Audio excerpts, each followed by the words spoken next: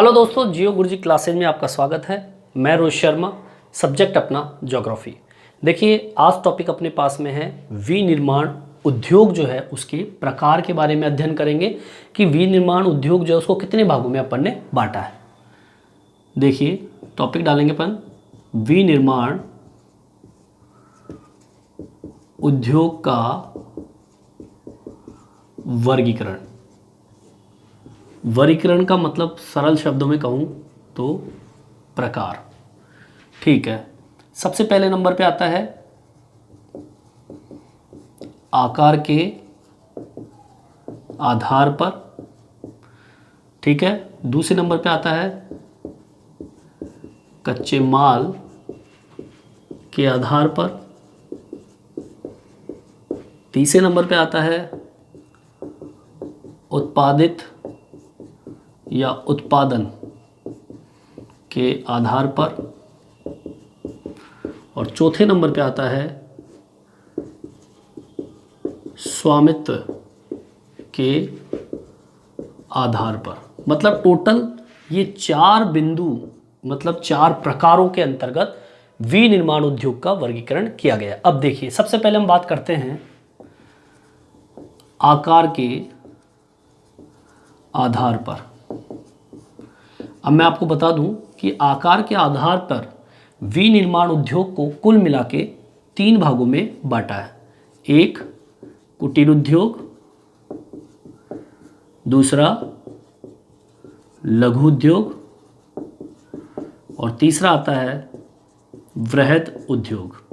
मतलब आज हम इस वीडियो में आकार के आधार पर, केवल आकार के आधार पर अध्ययन करेंगे विनिर्माण उद्योग का। सबसे पहले हम बात करते हैं कुटीर उद्योग की। देखिए, कुटीर उद्योग होता क्या, मैं आपको बताऊं।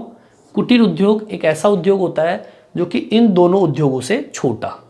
ये उद्योग जो होते हैं एक तरीके से मैं कहूं कि सबसे छोटी इकाई मानी जाती है निर्माण की, उद्योग की। इस उद्योग के अंदर स्थानीय कच्चा माल जो होता है उसका उपयोग होता है और साधारण जो औजार होते हैं उसका उपयोग करते हैं। इसमें कोई कुशल श्रमिक नहीं होता, घर के लोग ही इसमें कार्य करते हैं। दैनिक जीवन में जो भी उपयोग में सामान काम आता है वो इसमें बनाया जाता है। इसमें कोई पूंजी इतनी लगती नहीं है, परिवहन का उपयोग इसमें होता नहीं है और व्यापारिक महत्व इन सामानों का नहीं होता। ठीक है, तो हम इसमें एक एक विशेषता लिखेंगे। सबसे पहली विशेषता क्या बताई मैंने कि यह उद्योग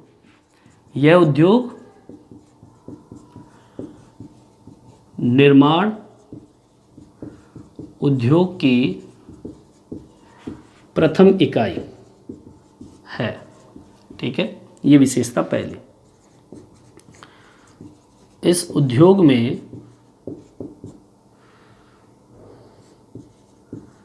कम पूंजी की आवश्यकता होती है। ठीक है, तीसरी, इस उद्योग में स्थानीय कच्चा माल उपयोग में आता है। ठीक है, इस उद्योग में परिवार के सदस्य कार्य करते हैं। ठीक है, और भी विशेषता मैं आपको बता दूं। देखिए, ऊपर का मैं साफ कर देता हूं, आप उतारना चाहे तो उतार सकते हैं। ठीक है, इस उद्योग में दैनिक मतलब रोज की उपयोगी सामग्री तैयार करते हैं। ठीक है, इस उद्योग में उत्पादित माल का व्यापारिक महत्व कम होता है। ठीक है, इसके अलावा इस उद्योग में उत्पादित माल को स्वयं उपयोग में लेते हैं,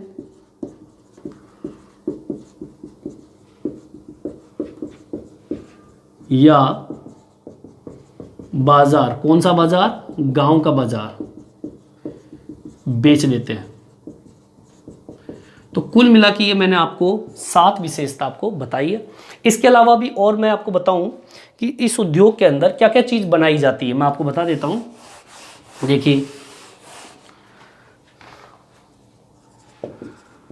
इस उद्योग में खाद्य पदार्थ, ठीक है, चटाई, अचार, ईंट, इसके अलावा औजार, बर्तन, इसके अलावा मूर्तियाँ आदि, और भी कई चीज़ें इसमें बनती हैं।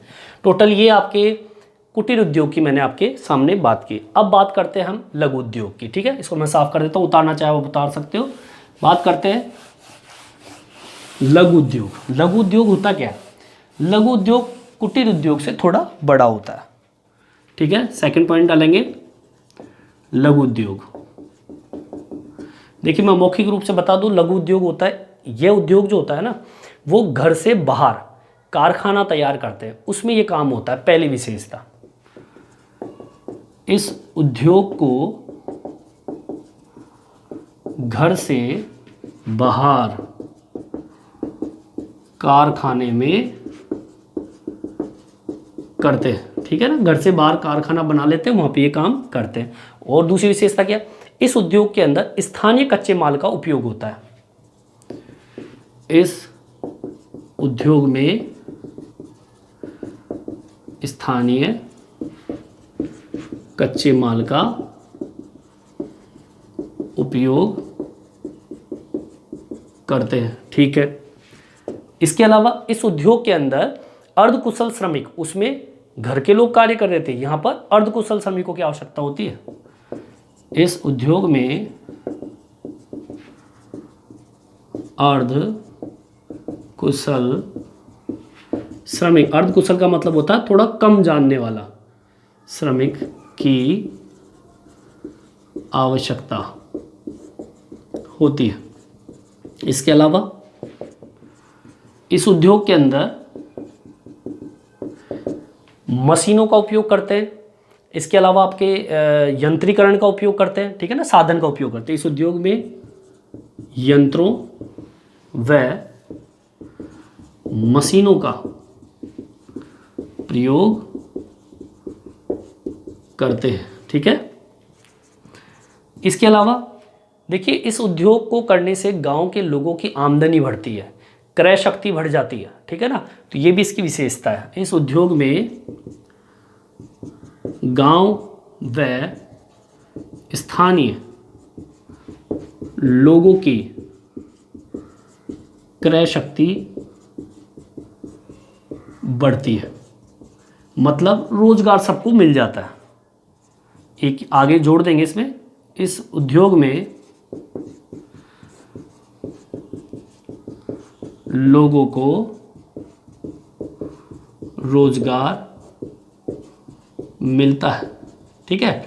तो ये कुल मिला के मैंने आपको 6 विशेषता बताई। अब ये देखो, ये उद्योग कहाँ पर होते हैं, मैं बता दूं आपको। भारत के अंदर और चीन में सबसे ज़्यादा आपको ये उद्योग मिलेगा, लघु उद्योग, ठीक है। चलिए आगे बढ़ते हैं। इसको उतारना चाहे तो उतार सकते हो आप लोग। बात करते हैं अब वृहद उद्योग की। अब वृहद उद्योग की बात करें तो वृहद उद्योग इन दोनों उद्योगों से बड़ा उद्योग होता है। तीसरा नंबर वृहद उद्योग, मौखिक मैं बोल देता हूं आपको। देखिए, वृहद उद्योग जो होता है, इस उद्योग के अंदर, मतलब ये उद्योग सबसे बड़ा उद्योग होता है। इसको बाजार जो है, इसका बाजार जो होता है वो बड़ा होता है, ठीक है ना। इसके अंदर उत्पादन अधिक होता है, कच्चा माल इनको जरूरत पड़ती है, इनको पूंजी की आवश्यकता पड़ती है, इनको ऊर्जा संसाधन की आवश्यकता पड़ती है, बड़े बड़े मशीनों की आवश्यकता पड़ती है, और इसके अलावा इसमें अधिक प्रौद्योगिकी तकनीकी की आवश्यकता पड़ती है, अच्छे श्रमिकों की आवश्यकता पड़ती है। मतलब कुल मिला के बात ये होगी कि ये बहुत बड़ा उद्योग होता है, ठीक है। तो इसमें हम डालेंगे पहला, इस उद्योग में, या यह उद्योग सबसे बड़े उद्योग होते हैं, ठीक है, बड़े उद्योग होते हैं। दूसरा, इस उद्योग के लिए विशाल बाजार होते हैं, ठीक है, बड़े बड़े बाजार होते हैं। इसके अलावा इस उद्योग में कुशल श्रमिक की आवश्यकता होती है, ठीक है। इसके अलावा इस उद्योग में मशीनों व यंत्रों का प्रयोग किया जाता है, ठीक है। इसके अलावा इस उद्योग में पूंजी की आवश्यकता अधिक होती है, ठीक है। इसके अलावा इस उद्योग में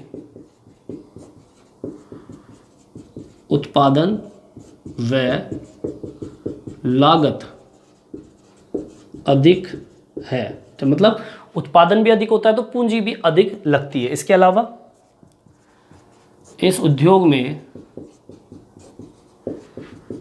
तकनीकी ज्ञान व प्रौद्योगिकी